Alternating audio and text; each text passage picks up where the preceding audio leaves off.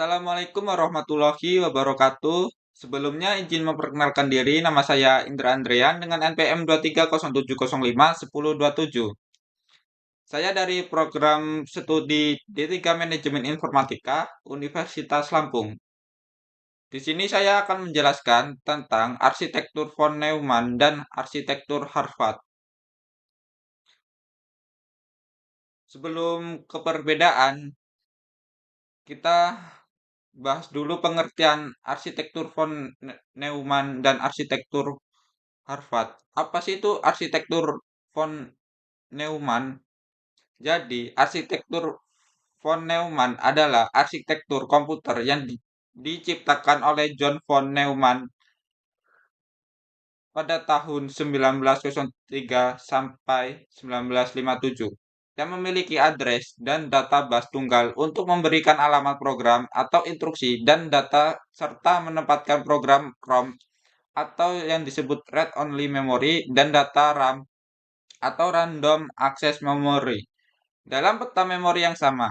Arsitektur von Neumann menggambarkan komputer dengan 4 bagian utama, yaitu unit aritmatika dan logis atau yang disebut ALU, unit kontrol atau CO, memori, dan alat masukan atau EO.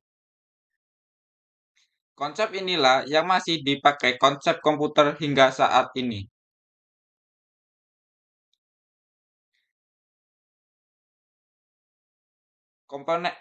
Komponen arsitektur von Neumann. Yang pertama itu ada prosesor atau CPU yang berperan untuk memproses data, yang memproses dari instruksi-instruksi program. Bentuknya berupa chip yang terdiri dari jutaan IC. CPU terdiri dari Arithmetic and Logic Unit atau yang disebut ALU, yang berfungsi melakukan operasi hitungan aritmatika atau operasi penjumlahan dan pengurangan, dan logika atau AND, OR, dan lain-lain, sesuai dengan instruksi program. Selanjutnya itu ada memori, yaitu untuk menyimpan berbagai bentuk informasi sebagai angka biner.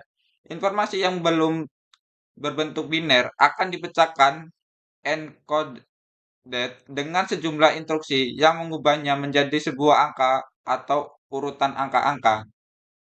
Selanjutnya itu ada input device, merupakan suatu unit masukan dapat berbentuk signal input dan maintenance input yang berfungsi sebagai media untuk memasukkan data dari luar ke dalam suatu memori dan proses untuk diolah guna menghasilkan informasi yang diperlukan. Selanjutnya itu ada output device, merupakan perangkat komputer yang digunakan untuk menghasilkan keluaran, contoh printer, speaker, dan lain-lain. Berikutnya itu ada kekurangan dan kelebihan arsitektur von Neumann. Kekurangannya adalah bus tunggalnya itu sendiri, sehingga untuk mengakses program dan data harus dijalankan secara sekuensial dan tidak bisa dilakukan overlapping untuk menjalankan dua instruksi yang berurutan. Bandwidth program harus sama dengan bandwidth data. Jika memori data adalah 8 bit, maka program juga harus 8 bit. Prosesor von Neumann membutuhkan jumlah clock CPI atau clock per instruction yang relatif lebih banyak sehingga eksekusi instruksi dapat menjadi relatif lebih lama. Selain kekurangan, von Neumann juga ada kelebihan. Kelebihannya adalah pada fleksibilitas pengalamatan program dan data. Biasanya, program selalu ada di read-only memory atau ROM dan data selalu ada di random access memory atau RAM. Memungkinkan prosesor untuk menjalankan program yang ada di dalam memori data atau RAM. Misalnya, pada saat power on, dibuat program inisialisasi yang mengisi bit di dalam RAM. Data di dalam RAM ini pada gilirannya nanti akan dijalankan sebagai program. Sebaliknya dapat disimpan di dalam memori program ROM. Berikutnya itu arsitektur Harvard. Apa sih arsitektur Harvard itu? Jadi, arsitektur Harvard itu adalah arsitektur komputer yang merupakan kebalikan dari arsitektur komputer model von Neumann. Memiliki dua memori yang terpisah, satu untuk program ROM dan satu untuk data RAM. Pada mikroprosesor yang berarsitektur Harvard, overlapping pada saat menjalankan instruksi bisa terjadi. Satu instruksi biasanya dieksekusi dengan urutan fetch atau membaca instruksi, decode atau pengalamatan, read membaca data, execute atau eksekusi, dan write penulisan data jika perlu. Secara garis besar, ada dua hal yang dilakukan prosesor yaitu fetching dan membaca perintah yang ada di memori program ROM, dan kemudian diikuti oleh executing berupa read write dari ke memori data RAM. Arsitektur Harvard juga itu ada kelebihannya, yaitu yang pertama, bandwidth program tidak mesti sama dengan bandwidth data. Opcode dan operand dapat dijadikan dalam satu word instruksi saja. Semua data di dalam program selebar 1 byte atau 8 bit, sehingga instruksi dapat dilakukan dengan lebih singkat dan cepat karena bus data yang digunakan dalam pembacaan program memiliki jalur 12, 14, atau 16.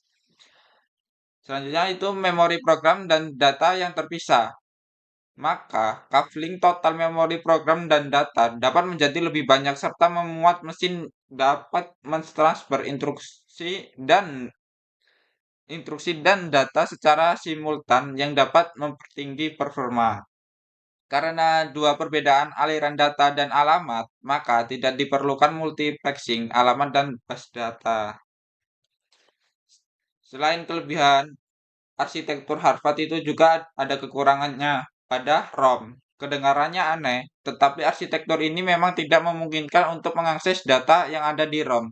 Namun, hal ini bisa diatasi dengan cara membuat instruksi dan mekanisme khusus untuk pengalamatan data di ROM.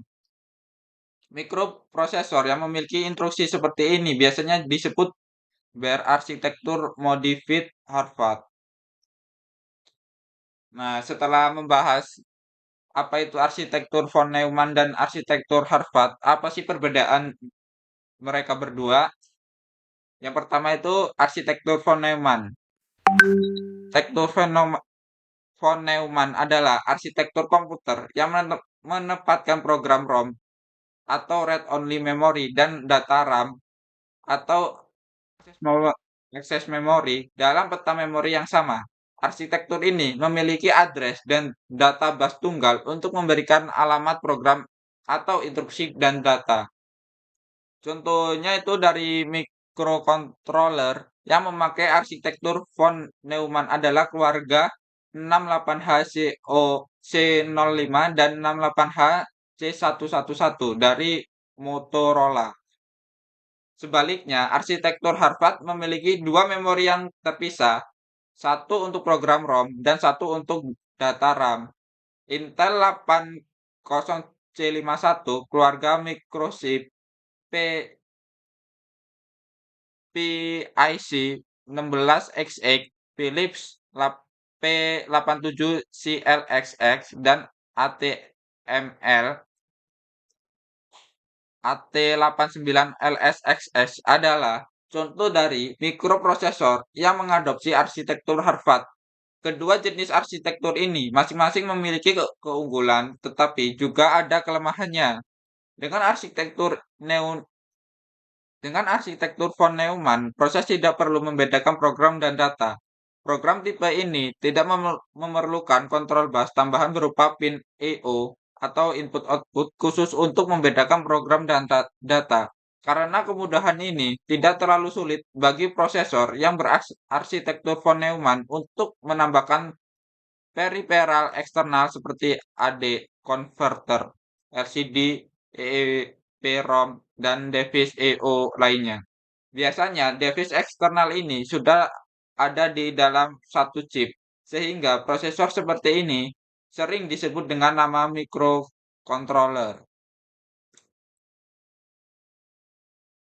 Baik, sekian penjelasan dari saya tentang arsitektur von Neumann dan arsitektur Harvard. Kurang dan lebihnya saya mohon maaf. Saya akhiri. Wassalamualaikum warahmatullahi wabarakatuh.